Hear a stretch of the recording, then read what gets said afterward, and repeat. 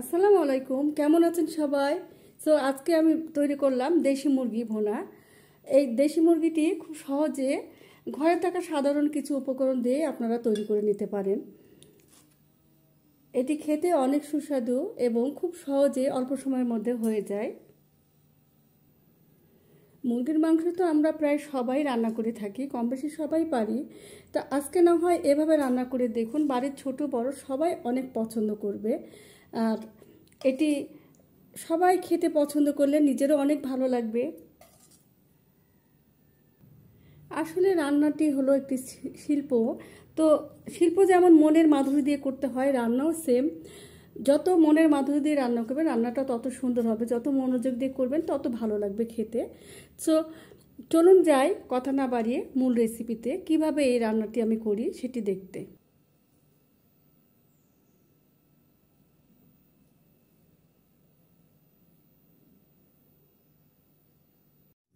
আসসালামু আলাইকুম, আমি আজকে রান্না করে দেখাবো মুরগির মাংস।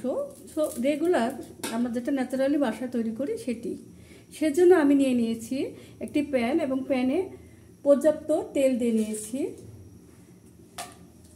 দারুচিনি, এলাচ মুখ ফাটিয়ে নিয়েছি, তেজপাতা কয়েকটি। এরপর পেঁয়াজ দিয়ে দেব।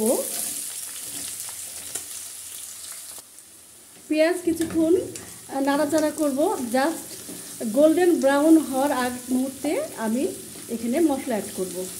আসছি কিছুক্ষণ পর পেঁয়াজটি হয়ে গেছে।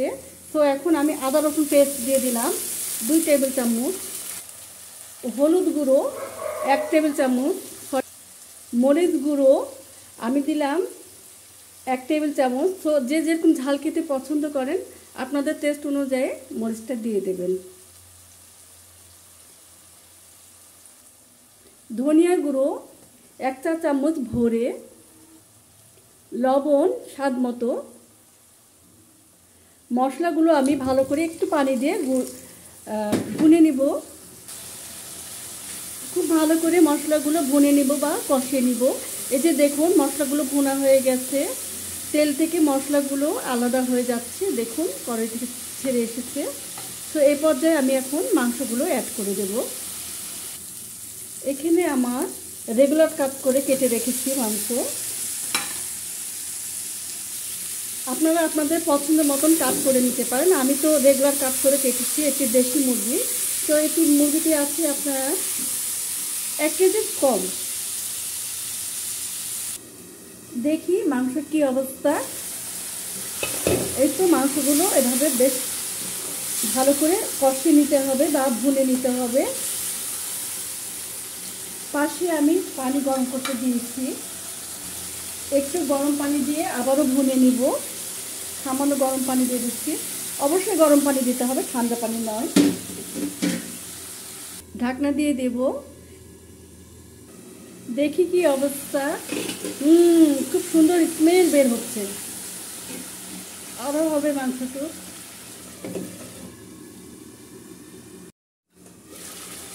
এই যে দেখুন আমার মাংসটা ভুনা বা কষা হয়ে গেছে।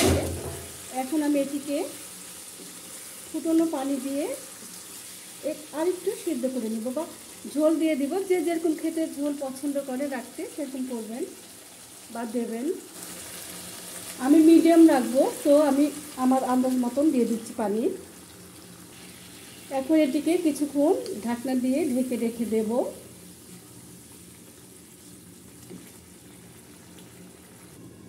হতে থাক মাংসটা, কিছুক্ষণ পর ফিরে আসছি। এই পর্যায়ে আমি একটু জিরের গুঁড়ো দিয়ে দেব, গরম মশলা পাউডার 1 চা চামচ মতো। প্রথমে দিলে কালো হয়ে যেত জিরের গুঁড়ো, তাই। তো এই যে দেখুন আমার মাংসটা প্রায় হয়ে গেছে। এখন আর কিছুক্ষণ করার পরে আমি এটিকে পরিবেশন করব। কিছুক্ষণের জন্য ঢাকনা দিয়ে ঢেকে দেই। দেখি কি অবস্থা। ওয়াও, হয়ে গেছে মাংস আমার। তো এখন আমি এটিকে পরিবেশন করব। এই যে দেখুন খুব সহজে রেগুলার যেভাবে আমরা রান্না করি খুব সাধারণভাবে এটি রান্না করেছি দেশি মুরগি। তো সব এই তো হয়ে গেল আমার দেশি মুরগি ভুনা। সো ভালো লাগলে অবশ্যই বাসায় তৈরি করবেন এবং কমেন্টস করে জানাবেন কেমন লাগলো। সবাই ভালো থাকুন, সুস্থ থাকুন, নিরাপদে থাকুন। আল্লাহ হাফেজ।